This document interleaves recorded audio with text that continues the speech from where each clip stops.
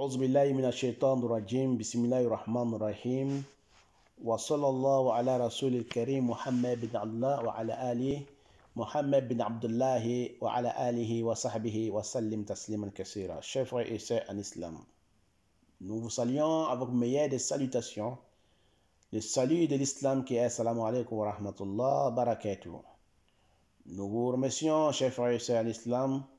Nous demandons à Allah subhanahu wa ta'ala la bénédiction, salut et paix sur le prophète Mohammed, ainsi que ses nobles familles et ses grands disciples et tous ceux qui vont le suivre jusqu'au jour de la résurrection.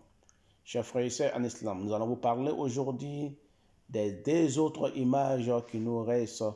Nous allons vous parler des matériels ou outils, toujours des coiffeuses ou coiffeurs et couturiers ou couturières. Nous allons vous parler, chers frères et sœurs en islam, aujourd'hui des miroirs. N'oubliez pas que celui qui a créé, celui qui doit être adoré et celui qui doit faire la loi, c'est Allah subhanahu wa ta'ala. Allah n'est pas de père, il n'est pas de mère, n'est pas de sœur. Allah subhanahu wa ta'ala est tout seul dans sa création. Allah, c'est lui le maître de l'univers, le maître du jour de la résurrection. C'est vers lui nous allons nous retourner, chers frères et sœurs en islam. Nous remercions Allah, nous le glorifions en tout moment et en tout instant. Chers frères et sœurs en islam, notre interprétation des rêves, la leçon numéro 16, 4, nous avons fait déjà la leçon numéro 16, 1 et 2 et 3. Nous allons faire aujourd'hui la leçon numéro 16 et 4. Donc saison 3, leçon numéro 16, 4. Qu'Allah fasse que ce soit bonheur pour moi et pour vous. Amin, amin, amin. Dans ce monde d'ici-bas et l'au-delà. Nous allons vous parler des miroirs. Les miroirs, chers frères et sœurs en islam, ça nous parle d'une escroquerie et tromperie. Les miroirs nous parlent d'escroquerie et tromperie. C'est-à-dire que quelqu'un va t'escroquer ou quelqu'un va te tromper. Ou bien tu vas voir un ami trompeur ou trompeuse ou escroc, un homme escroc qui va te côtoyer, qui va te prendre comme un ami ou bien il va te prendre comme un copain. Donc fais très attention quand tu vois les miroirs dans les rêves. Ça parle d'escroquerie et tromperie. Ça peut nous parler aussi d'une femme très très riche, très très fortunée, et une femme très très fortunée et elle dépense son argent dans ostentation.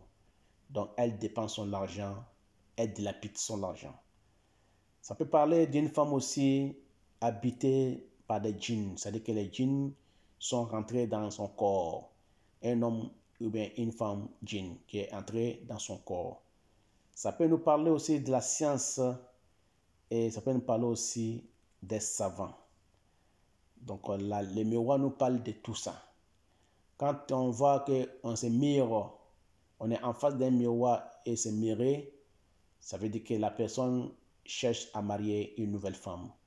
Quand on voit qu'on est en face d'un miroir, qu'on se mire en train de se mirer, ça veut dire que la personne, il est en course d'une femme. La personne cherche à marier une femme ou bien la personne sort avec une autre femme. Quand il voit la femme en face du miroir ou bien quand il voit l'homme en face du miroir. Ça peut nous parler aussi, chers frères et sœurs en islam, que la personne est habitée par un djinn ou bien une femme djinn. Ou bien la femme ou bien l'homme est habité par un djinn ou bien une femme djinn. Donc, chers frères et sœurs en islam, quand on voit les miroirs dans les rêves, ça parle de tout ça. Mais quand le miroir est cassé, ça peut parler d'un divorce. Ça peut parler aussi d'une séparation. Ça peut parler aussi de l'envoûtement qui a été fait si la personne est gâtée ou bien le djinn qui était dans la personne est sorti, que ce soit une femme djinn ou bien un homme djinn qui était dans le corps de la personne est sorti. Ça peut parler de la fin d'un parcours de la personne, la fin d'un parcours, d'une calvaire ou d'un trauma. Chers frères et sœurs en islam. Donc nous allons vous parler maintenant de aigus, dans des maîtres, Maître, c'est-à-dire que maître nous parle ici d'un homme ou d'une femme. Les mètres qu'on prend pour mesurer l'homme ou la terre. Ça nous parle d'une femme ou d'un homme. Ça peut parler aussi des défis d'une femme ou d'un homme. Ou bien défis d'un pays à un autre pays. Défier un pays et l'autre pays vont se défier. Ou des personnes vont se défier. Ou bien des femmes vont se défier. Ça peut nous parler de l'univers et sa superficie aussi. Ça peut nous parler aussi d'un savant parmi les grands savants. Ça peut nous parler d'un ingénieur. Ça peut nous parler aussi, chers frères et sœurs, des mouftis. Moufti veut dire quoi? Les juges parmi les hommes. C'est-à-dire que les gens viennent les solliciter dans sa justice. Ils viennent les solliciter pour les fatwas qu'il fait ou pour la sagesse qu'il a. Donc ça peut nous parler aussi de la liberté d'une communauté. C'est-à-dire que la communauté qui était envahie par un dictateur, ils seront délivrés par Allah subhanahu wa ta'ala.